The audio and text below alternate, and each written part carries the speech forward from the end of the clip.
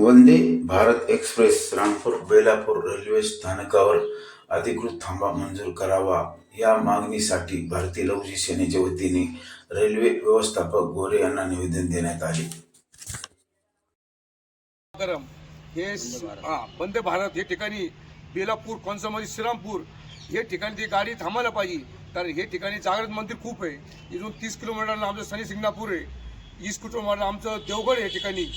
तसंच आमचं खूप जागृत मंदिर राम मंदिर हे ठिकाणी. इथं अजून 25 किलोमीटर शिर्डी आहे. तर अनेक जो लोक जे येतात दर्शनाला हे ठिकाणी गाडी थांबल्यामुळं बाकी लोकांचे दर्शन होणार.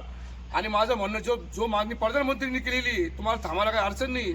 आणि खूप मोठे मोठे व्यापारी लोक बी इथं त्यांची सुद्धा इथं कुसुमारपणा होती. आणि इथं मोठे कॉलेज बी हरियाणा पंजाब इथं मुलं काही शिकायला आहे. त्या लोकांचं सुद्धा चांगलं गाडी थांबल्यामुळं त्या लोकांचं सुद्धा चांगलं होईल. तसंच हे ठिकाणी आमच्या मेन मध्ये बस स्टँड सुद्धा जवळ आहे. त्याच्यामुळे लोक थांबले 20-25 किलोमीटर लोक जास्ती भाडं लागणार नाही. आणि अनेक काही लोकांचे धंदे होऊ शकते. आणि तसंच आमची दुसरी सुद्धा एक मागणी होती. हे ठिकाणी पॅसेंजर सुद्धा बंद झालेली, ते पॅसेंजर सुद्धा चालू व्हायला पाहिजे. कारण छोटे मोठे जे खेडेपाडे त्यांचे सुद्धा धंदे होऊ शकते. तसेच आज काही गाड्या आहे जो थांबत नाही ते सुद्धा गाड्या थांबायला पाहिजे.